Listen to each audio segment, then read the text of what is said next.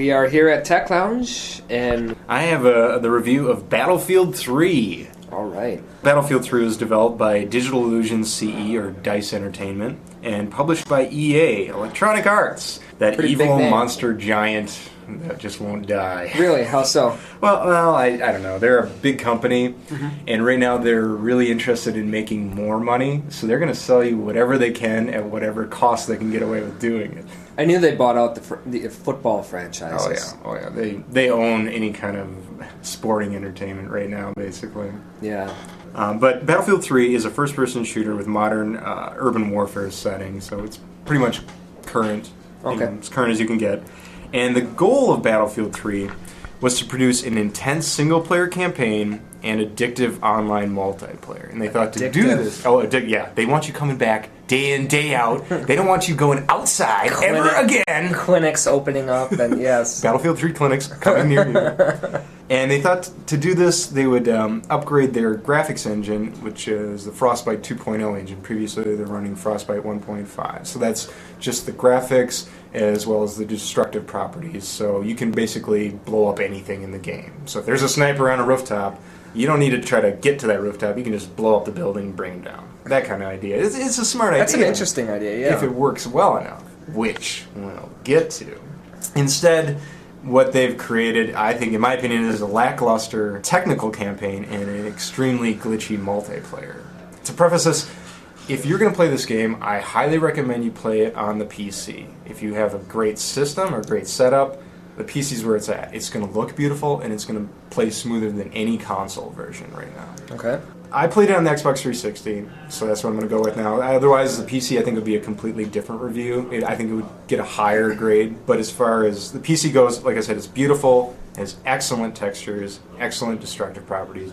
But the Xbox 360, you're stuck with a lot of frame rate issues, matchmaking problems, which again goes back to EA, and a high definition install, which I can't believe. If you want to play this game in high definition, you have to do a gig and a half install. That's like, oh yeah, you can play in standard definition, go back to 2001, sure. Then you don't have to install anything. Cool! Thumbs up. Awesome. But this is how I think EA really dropped the ball at launch.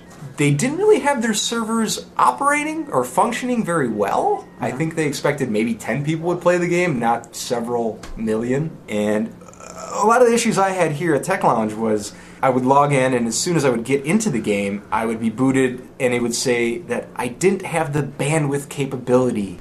Huh, that's quite odd. Unbelievable. Yeah. You don't need much to run the multiplayer, and they're saying it was on my end, not on their end, not their servers being faulty at all. Thank God they've got the best servers in the world. Good job, EA. And you also had to have set up an EA Origin account, because EA is becoming Origin. It's just an account management system, so you have a new profile and another password. Really, it's nothing, but EA likes it. And you have to have that in order to operate your battle feed or your battle log, which kind of keeps everything tallied up as far as where your friends are at, where your multiplayer stats are at. EA also charged a lot of people for multiple copies. That was an oops moment. That was their Rick Perry moment. Rick Perry. For PC, a lot of people that downloaded the game from EA actually were charged for multiple copies. They would just get the one. They only need the one. Yeah, I see. But then their account would be charged for 3 or 4 copies. Wow. Some people up to 10 copies of the game. That's a dirty... Yeah, and then they tried contacting customer support, which just happened to be down on launch day. It was having a lot of issues. I wonder if they did that so they could boast numbers. That's true. That is very true because, they'll refund it a few days later, but those initial sales will be extremely high. The conspiracy of EA. They're in cahoots with the Illuminati and the... Bilderberg Club. So there's that issue. And then a lot of people going to, like I said, the support was non-existent, and that might have had to do with server issues. And I think their hype machine just went overboard. You couldn't watch TV with hearing about how amazing Battlefield 3 was, how realistic it is, which... Just a lot of hype, yeah. Yeah, they overhyped it, and then I think they realized they couldn't sell to that demand or couldn't achieve it, and so then they had to do all these shady deals to make it look better than it actually was. As far as the good and the bad, start with the good. There are some beautiful lighting effects, lens flare effects that add to the realism. So you feel like you're in that war setting. You're being shot at. Yeah. I would go on a limb and say it's probably the best sounding shooter out there right now. that's the biggest plus. Hook up your hi-fis. You got a good sounding game there. And then I think multiplayer is addictive in that you get so many unlocks. You're constantly unlocking upgrades for your weapons or your arm, whatever. And you also get vehicles to play around with now. You can drive around in a tank or a jet. Okay. Now the bad. Okay. God knows how to fly one of those damn jets. They're impossible. Everybody basically does midair crashes, or just they'll find enemies and just crash into them. Kamikaze. Yeah. It's really extremely difficult. There are so many aggravating multiplayer glitches. Just a person's hidden behind a wall. Luckily, I can see his legs through that wall, so I'll know to shoot at that wall. Thank God. So it's probably rushed. Yeah. For all these. You'd think so, but they had an open beta for several weeks before the launch. So they knew what they were getting into, they knew what they were facing, and yet they just didn't make any efforts to fix or remedy those situations. For the PC, maybe a little bit more so with some patches, but for console, they gave up. Maybe there's a morale problem. Yeah. Who knows? So one of the final bads is that the console graphics they don't seem that much greater than Battlefield 2. As far as the Frostbite 2 engine, it looks like they added a heartbeat monitor. The ground textures are amazing in the multiplayer. Just anything else you look at is... Squirrels and chipmunks frolicking through They just look like bricks, moving bricks everywhere. And the whole home campaign. I found that during cutscenes, my friend was watching me play, and we were just having more discussions about who the voice actors were, more so than what was actually going on in the game. It was something about you're a military officer and you did some bad, but you also did some good, and now you're being questioned or something. I don't know.